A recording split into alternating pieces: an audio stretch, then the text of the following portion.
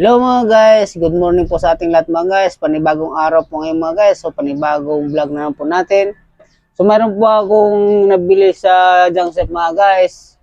Isang motor ng electric fan. So subukan natin itong repairin mga guys at gagawin nating electric fan natin. Ito mga guys, wala tong kaha. Tayo na lang magagawa ng kaha nito kung paano natin gawin mga guys. So ititester muna natin mga guys kung buo pa ba ito.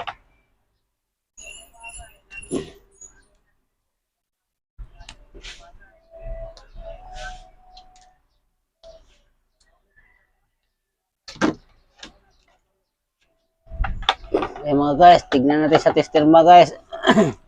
Naka times 10 po tayo mga guys. Yan. Ito po yung common mga guys, yung kulay green. Ayan po, yung kulay green natin mga guys.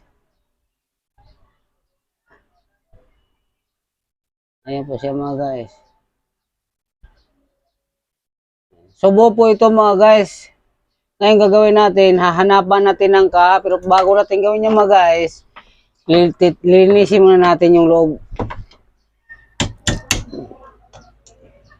Tatanggalin muna natin to mga guys. Lilinisin muna natin yung makina, pati yung bushing, shafting. I-restore natin to mga guys. Gawin natin tong stand fan ngayon. Kasi wala tayong electric fan, mainit sobra.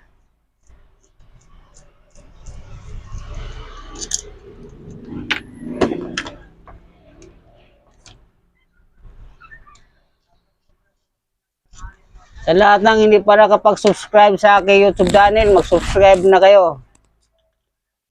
Para lagi kayong update sa aking video mga guys. Pindutin ang bell button.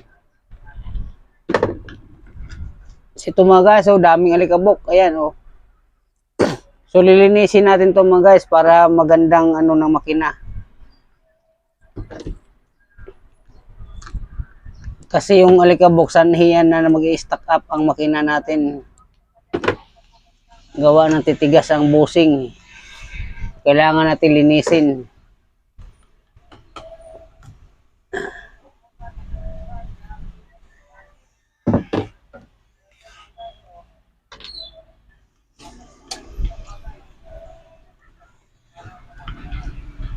So ito na siya mga guys. Ayan mga guys. So gagamitan natin ng brush mga guys.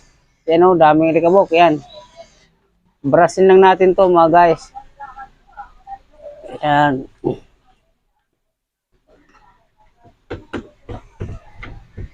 Ayan siya mga guys. Ito din. Ayan. Brushin natin din yan. Ayan. So yan siya mga guys. Medyo malinis na mga guys. Ayan. Wala na siyang alikabok.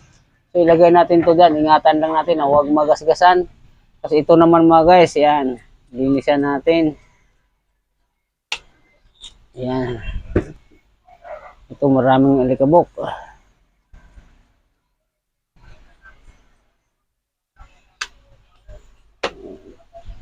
So okay mga guys. Titignan natin kung okay pa ba yung kanyang bushing. So sa tingin ko mga guys. Okay pa naman. Wala pa naman siyang alog. So hindi na tayo magpapalit ng bushing mga guys kasi wala pa naman siyang alog. Gagawin natin, lalagyan lang natin ng langis. Ito yung langis natin lalagay mga guys. Yan.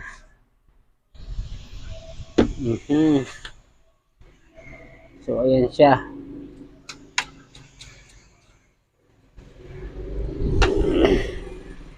Pati itong hulihan, lagyan natin ng yung langis. Yan. Okay. So ibabalik na natin to mga guys. Para may hahanapan na natin ng kaha.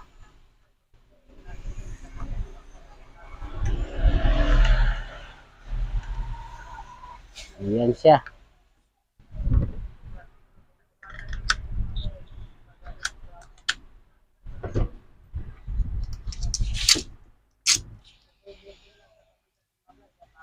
So yan na siya mga guys, okay na po. So hanapan natin ng kaha mga guys para ma-convert natin kung ano yung convert natin. So ito na lang gagawin natin mga guys, stand fan. So hanap tayo ng bakal.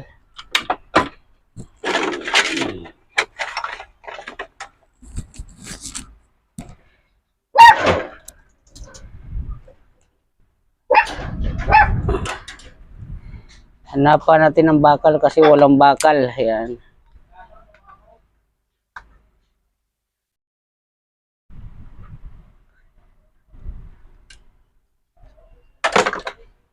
So maglagyan natin to ng bakal para magsuswing.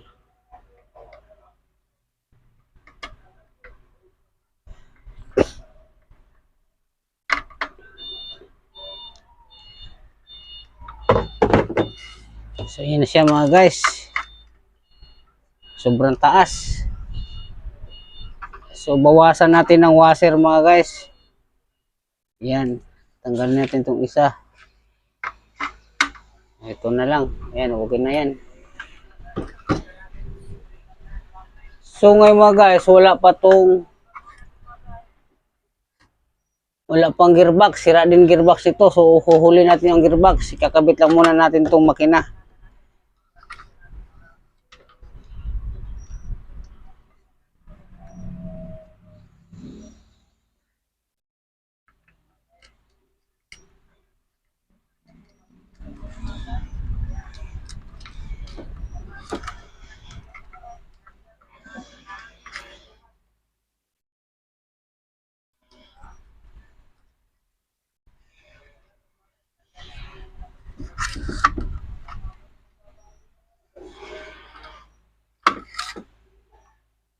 Ayan.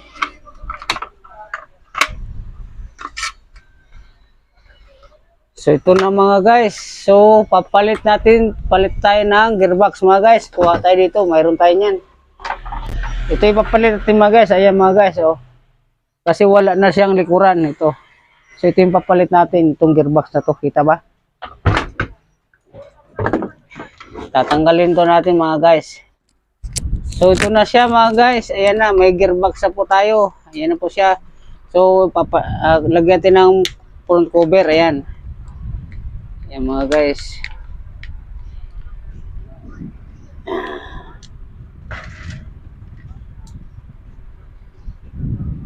Ito mga guys, binubuo lang to natin ha. Pero buo talaga makina nito mga guys ha.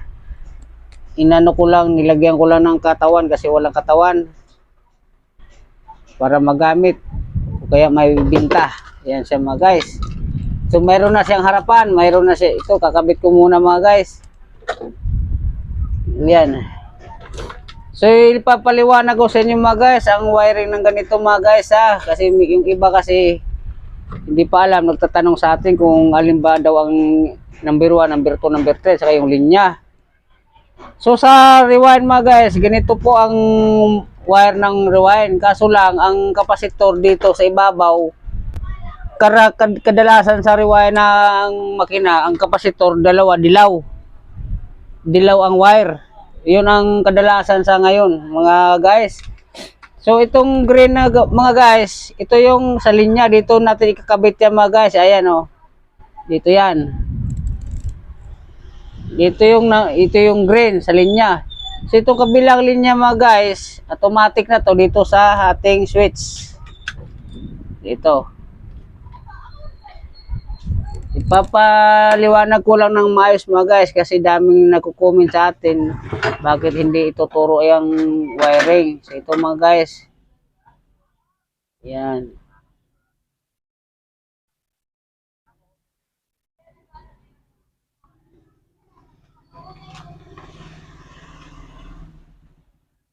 So yung puti po mga guys, dito po yan, ay itong linya po, dito po yan sa baba.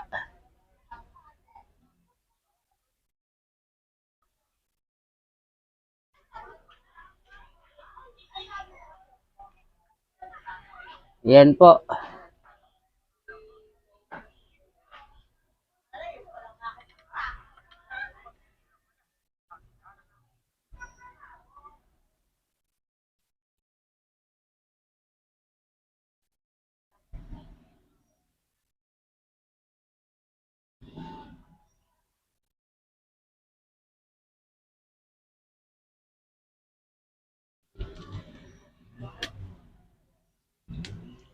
So ito mga guys, ito yung number 3, ito yung sa speed, ito yung pula.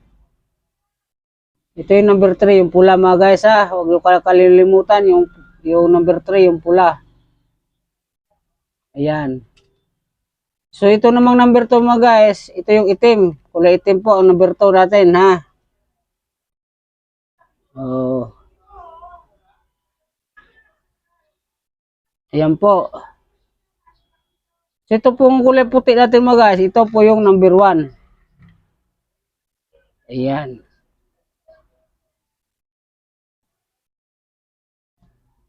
Ayan na siya. So ngayon mga guys, nabubuo na natin. So ang gagawin na lang natin is lagyan ng electrical tape. Tulin niya. So ngayon mga guys, ganyan muna, ititesting muna natin kung naikot ba. Kasi baka hindi naikot. Ititesting po muna natin mga guys. So ayan, nakasaksak na po yan mga guys. Ayan o, nakasaksak na po yan. So pindutin natin tong number 1 mga guys. So ayan siya mga guys. O, naikot na siya mga guys. Ayan po siya. So ngayon, tutuloy po natin. Ikukumplituhin ko lang po mga guys. Babalik ako pag nakumpleto na mga guys. Hello mga guys. Ito na po yung kabuuan ng ginawa natin mga guys. Yung inasymbol ko mga guys. Ayan po. Ayan po yung stand niya. Medyo hindi pa gano'ng kalinisan. Lilinisin ko pa mga guys. Kasi hindi nadampot ko lang yan. So ito mga guys. Ititesting ko na mga guys. Ayan, isasaksak ko na. Ayan siya mga guys. Oh. So yan na po yung ano niya mga guys. So yan po siya mga guys. Oh yan, nagsuswing po siya.